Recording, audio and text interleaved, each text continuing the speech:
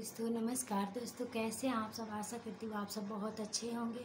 और दोस्तों आज मैं बात करने वाली हूँ कि एक सेठ था जो बहुत ही धनवान था। उसको अपने काम में बहुत रुचि था।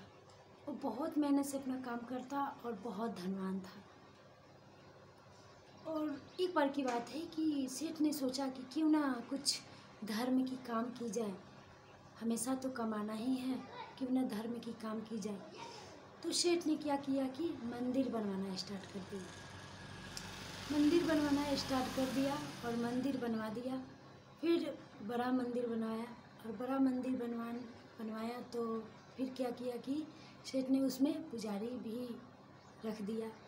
पुजारी रख दिया पूजा करने के लिए ईश्वर का, भगवान का। फिर क्या हुआ कि सेठ फिर अपना काम में लग गया, लेकिन वो कभी मंदिर में गया नहीं पूजा करने। वो कभी भी मंदिर में गया नहीं पूजा करने के लिए। तभी सेठ को बहुत ही आवश्यकता पड़ी, बहुत आवश्यकता पड़ी पैसे की। 100 करोड़ रुपए की 100 करोड़ रुपए की आवश्यकता पड़ी। तो सेठ ने क्या किया कि अपने आस पड़ोस हित दोष बहुत सारे लोग से मांगा और बहुत हित दोस्त से मांगा कि कुछ पैसे की जुगाड़ कोई कर दे तो अच्छा होगा, क्योंकि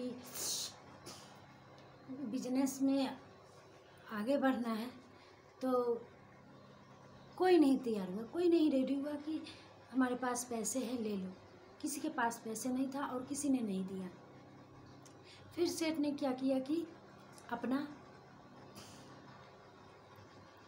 दिमाग लगाया और सोचा कि मंदिर बनवा दिए, पुजारी रख दिए, ईश्वर को इतना बड़ा काम किए हैं, ईश्वर तो अवश्य ही जल्दी मेरी बात सुन लेंगे। और वो व्यक्ति सेठ गया और सोचने लगा कि हमें ब्रह्म मुहूर्त में जाना होगा, क्योंकि बाहर ब्रह्म मुहूर्त में सबसे पहले जाना होगा, नहीं तो हमसे आगे जो जाएगा वो भगवान का दिमाग खराब कर देगा। इतना सोचकर सेठ ने क्या किया कि ब्रह्म मुहूर्त में पहुंचा। और ब्रह्म मुहूर्त में पहुंचा तो जो ही पट खोला कि देखता है कि एक भिखारी जाकर पहुंचा है वहाँ।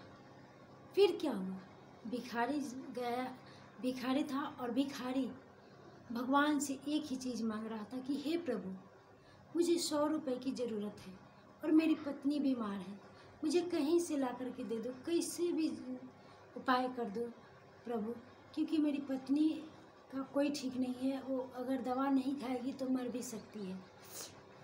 इतना कहता और बार बार वो 100 रुपये करता रहता। और सेठ का देखकर तो दिमाग खराब हो गया था कि ये आकर दिमाग भगवान का खराब कर दिया।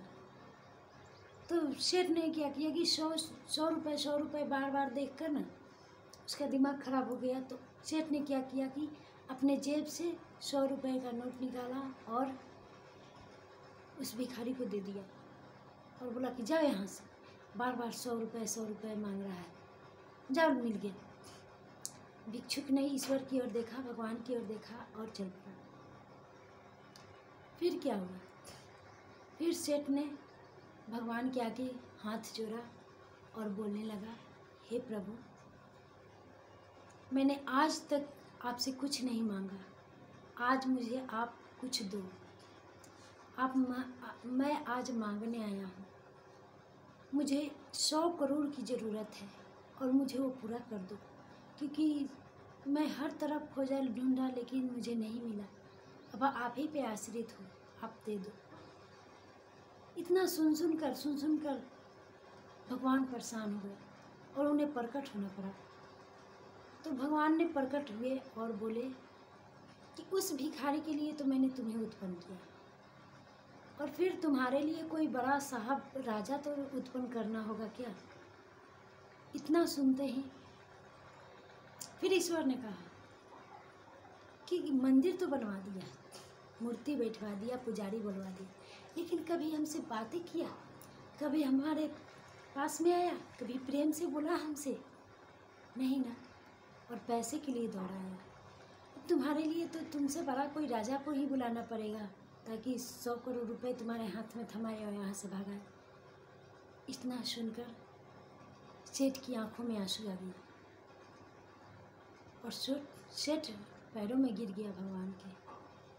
दोस्तों, इस कहानी से हमें यही सीख मिलती है कि हम कितना हो बड़ा काम करें, कितना हो बड़ा कुछ करें, लेकिन हमें भगवान से प्रेम रखना चाहिए। हमें सबसे पहले भगवान से प्रेम रखिए, उसके बाद अपना काम करते रहिए।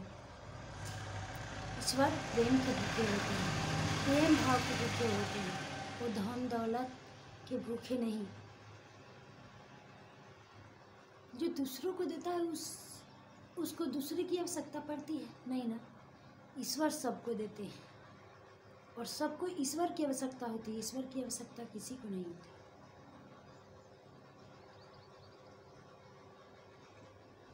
ईश्वर को किसी की आवश्यकता नहीं होती। और दोस्तों, कोई भी काम कीजिए लेकिन अपने ईश्वर को अवश्य याद कीजिए, प्रेम भाव से याद कीजिए, क्योंकि प्रेम भाव के भूखे भगवान लिखे प्रेम के गान रे, प्रेम के डोर से बंधे भगवान। Thank you for